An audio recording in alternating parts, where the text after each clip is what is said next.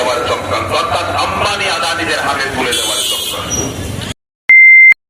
আগামী 28 তারিখ বুনিয়াদপুরে আমাদের ছাত্র সংগঠনের এই জেলা সম্মেলন অনুষ্ঠিত হচ্ছে। ঠিক কোন সময়ে আমাদের এই জেলা সম্মেলন? যে সময় আমাদের এই জেলা সম্মেলন, তখন আমাদের ভারতবর্ষের যে বর্তমান সরকার, আর কয়েকদিন পরে আবার একটা পার্লামেন্টের নির্বাচন, তার ঠিক আগে যখন আমাদের এই ছাত্রদের সম্মেলন হচ্ছে, যখন আমাদের দেশের সরকার আমাদের শিক্ষা ব্যবস্থাটাকে সম্পূর্ণরূপে বাজারের হাতে তুলে দেওয়ার জন্য, অর্থাৎ আম্বানি আদানিদের মতো বেসরকারি পুঁজিপতিদের হাতে আমাদের দেশের শিক্ষা ব্যবস্থাটাকে তুলে দেওয়ার জন্য নয়া জাতীয় শিক্ষা নীতির আয়োজন করেছে। এবং কোন সময়ে নয়া জাতীয় শিক্ষানীতি আমাদের দেশের সরকার নিয়ে এসছে? 2020 সালের সেপ্টেম্বর মাস। যখন 2020 সালের সেপ্টেম্বর মাস গোটা বিশ্বের সাথে সাথে আমাদের দেশ করোনা লকডাউনের মুখোমুখি, অর্থাহায় অনাহায় যখন মানুষের দিন যাপন করছে, গোটা ভারতবর্ষের সমস্ত শিক্ষা প্রতিষ্ঠান বন্ধ, বিধানসভা বন্ধ, লোকসভা বন্ধ, ঠিক সেই সময় ঘুরপথে আমাদের দেশের সরকার নয়া জাতীয় শিক্ষা নীতি নিয়ে এসেছিল।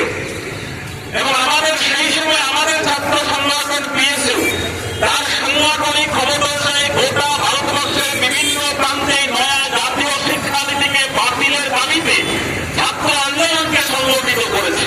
এবং এই সময়ে দাঁড়িয়ে 2024 সালে দাঁড়িয়ে আমরা পিএসইউ স্পষ্ট ভাষায় বলতে চাইছি যে দিল্লিতে বসে মোদী এবং শাহ যে নয়া জাতীয় শিক্ষানীতির যে ব্লুপ্রিন্ট রচনা করেছেন এবং আমাদের দেশের শিক্ষা ব্যবস্থার উপরে বাস্তবায়িত করছেন, আসলে এই শিক্ষা ব্যবস্থা হল আমাদের দেশের শিক্ষা ব্যবস্থাকে বাজারের হাতে তুলে দেওয়ার চক্রান্ত, অর্থাৎ আম্বানি আদানিদের হাতে তুলে দেওয়ার চক্রান্ত। অর্থাৎ সেই কোভিড লকডাউনের সময় যখন আমাদের দেশের 80%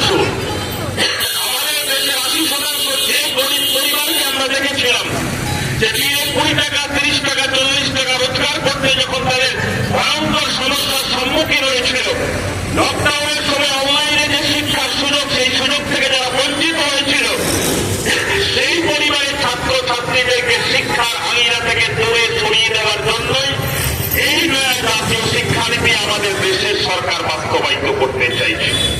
আর ঠিক উল্টো দিকে আমাদের রাজ্যের সরকার, মমতা বন্দ্যোপাধ্যায়ের নেতৃত্বাধীন রাজ্য সরকার, যারা মুখে বারে বারে বলেছিল যে দিল্লির সরকারের এই নয়া জাতীয় শিক্ষানীতি তারা নাকি বিরোধিতা করছে, কিন্তু আমরা দেখেছি সম্প্রতি 3-4 মাস আগে আমাদের রাজ্যের সরকার 174 পাতার একটি বিকল্প শিক্ষানীতি ঘোষণা করেছে। এবং আপনারা যদি সেই 174 পাতার এই বিকল্প শিক্ষানীতি, রাজ্য সরকারের শিক্ষানীতি আপনারা যদি দেখেন, তাহলে বুঝতে পারবেন আসলে কেন্দ্রের শিক্ষানীতির সঙ্গে রাজ্যের শিক্ষানীতির কোন পার্থক্য নেই। শুধুমাত্র বিজেপি বিরোধিতা করবার নামে নতুন একটা শিক্ষানীতি তৃণমূল কংগ্রেসের নেতৃত্বাধীন সরকার করেছে। আসলে দুটো সরকারই আমাদের দেশের শিক্ষা ব্যবস্থাকে বাজারের হাতে তুলে যেতে চায়। গরিব মানুষের পরিবারের, নিম্ন মধ্যবিত্ত পরিবারের ছাত্র ছাত্রীদের শিক্ষার আঙিনা থেকে দূরে সরিয়ে দিতে চায়। এটাই হচ্ছে ওদের মূল লক্ষ্য, মূল এজেন্ডা। আপনারা তো ভুলে যাননি, যখন করোনার সময়, লকডাউনের সময় আমাদের দেশের সরকার, আমাদের রাজ্যের সরকার তাদের শিক্ষানীতি এমন ভাবে বাস্তবায়িত হয়েছিল যেমন